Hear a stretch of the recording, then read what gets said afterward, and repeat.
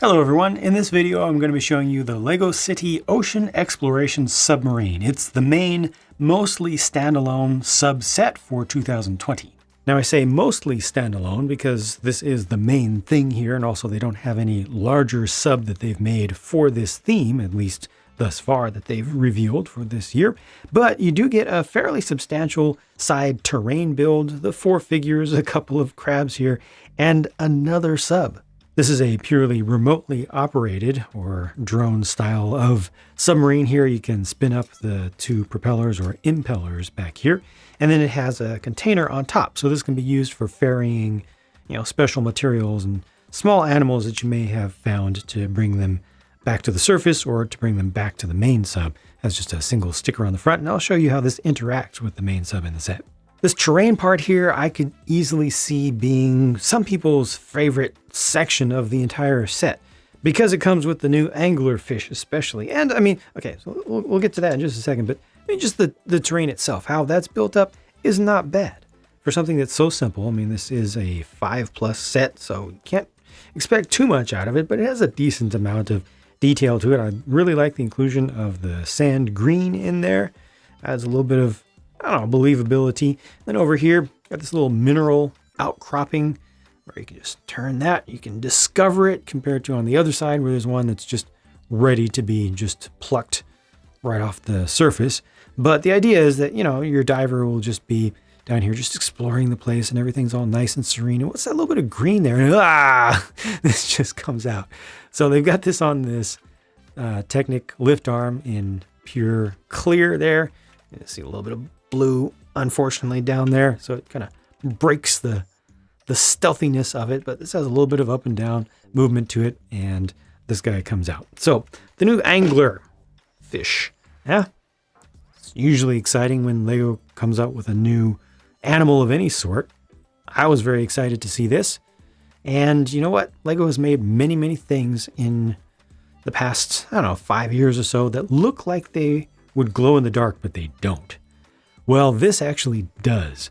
All the white, which is not quite LEGO's regular white, it's just a little bit off-white. It's a little cooler than usual.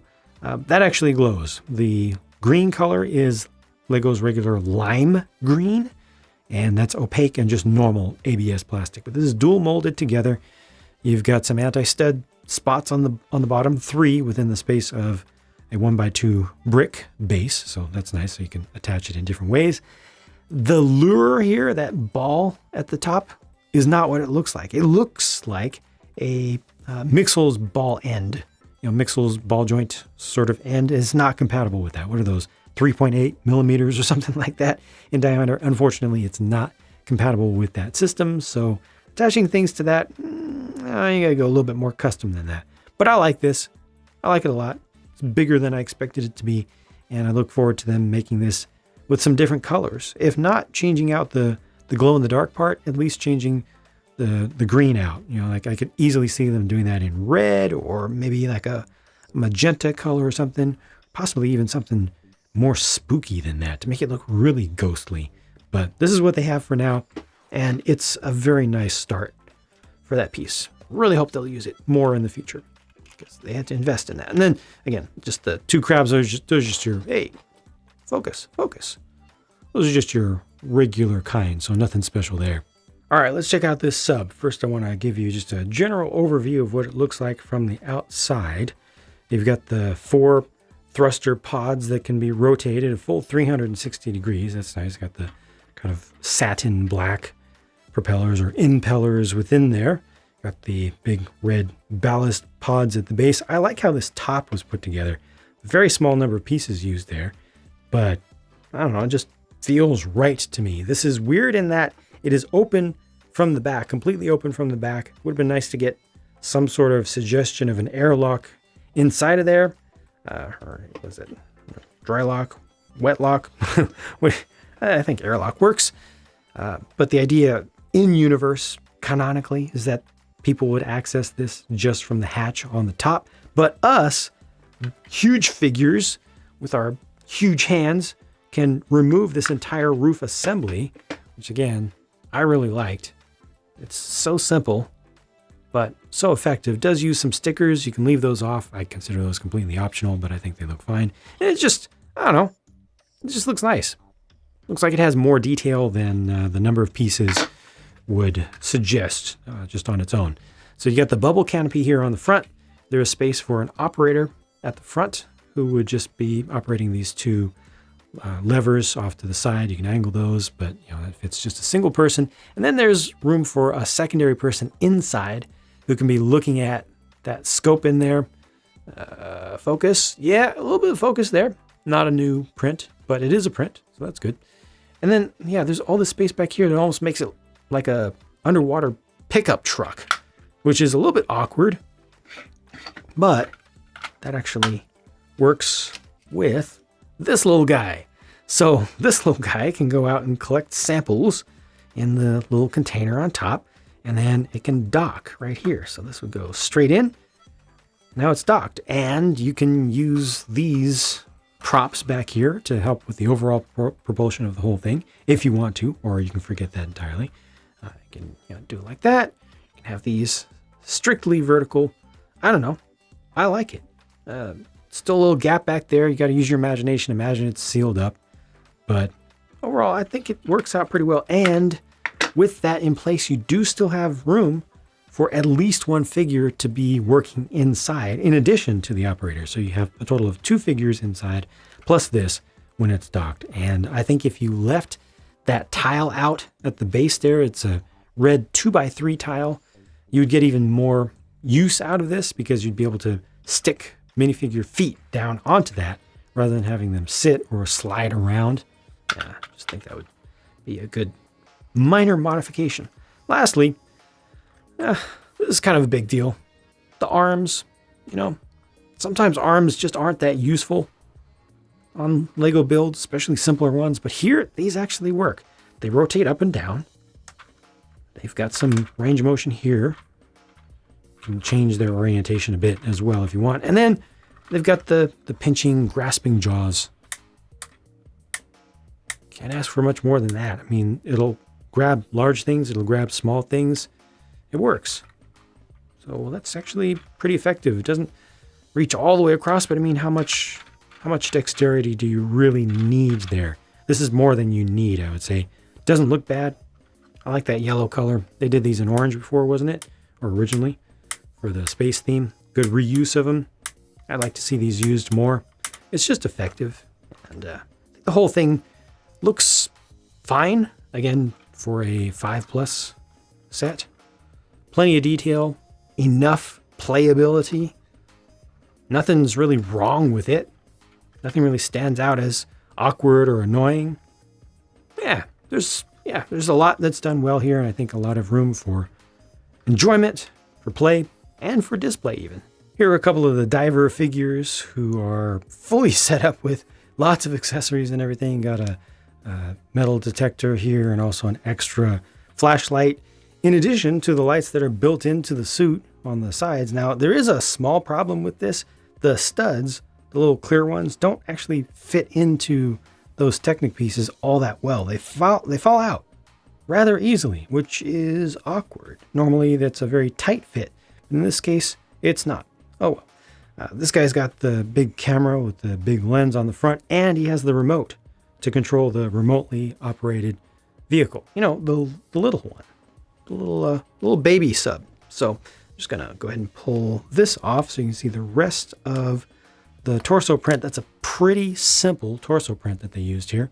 Got some metallic printing on there when the light hits it right. It shines a bit, but it's simple, but it's not bad. I appreciate the leg print. Now that really helps. There's no print for the hips, which is actually fine with this design, I think. And again, on the back, the design on the torso doesn't look all that great to me. It's just a little bit simple. Feels kind of old, but it's good enough. And both of these alternate faces are fairly expressive, so I think they're good figures.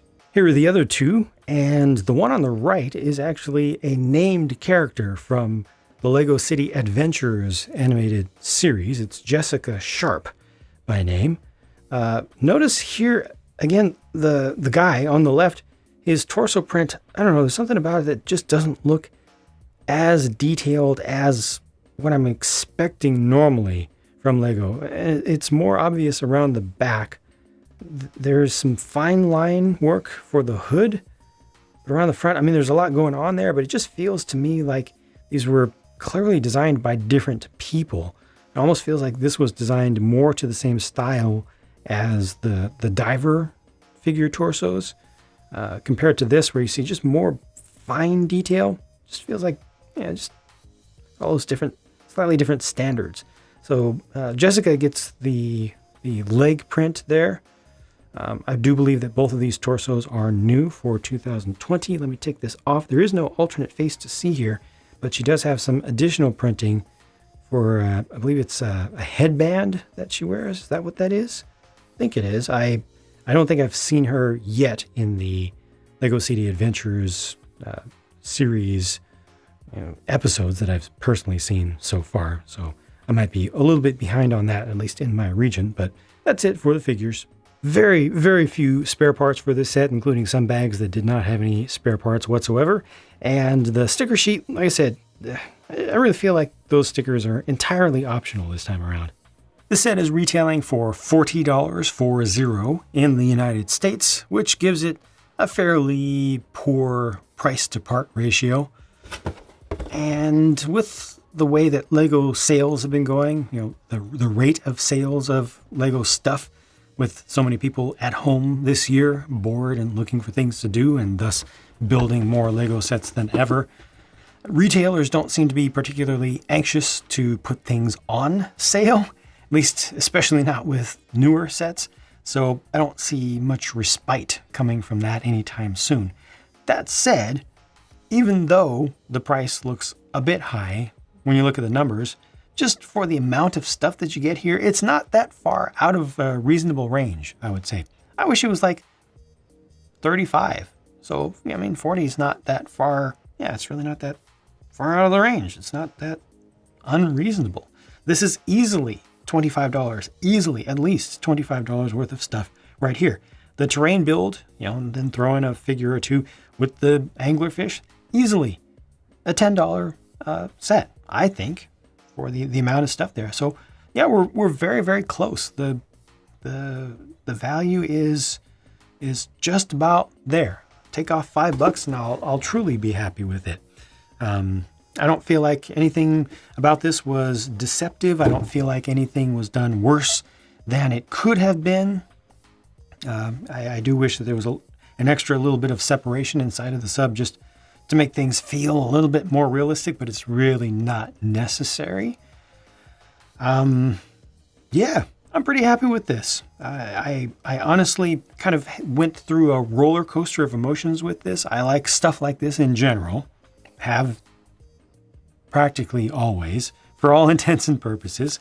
And so when this was first revealed to the world through photos, I was super excited about it. Really looking forward to that, especially with the new fish. And the new fish is good. And like I said, it's bigger than I expected it to be. But then when I saw there was actually a 5+ set and I started realizing some of the parts used there, I started worrying that maybe this wasn't going to be as useful as it should be to be fun, truly. But now that I actually built it, I actually have it here in front of me, my opinions changed back to the good side, and taking this nice few parts, clever part usage, simple as it is, top off, getting access to the interior, seeing that there is plenty of room to do stuff there. And again, I do recommend leaving off that 2x3 red tile for maximum usefulness, just to be able to stick the anti-studs of figure feet down there. Yeah, this is good. The way that this is able to deploy, very good. The terrain, nicer than I actually thought it was going to be. Not a huge fan of this stick here. Doesn't really fool anybody, but if you like that feature,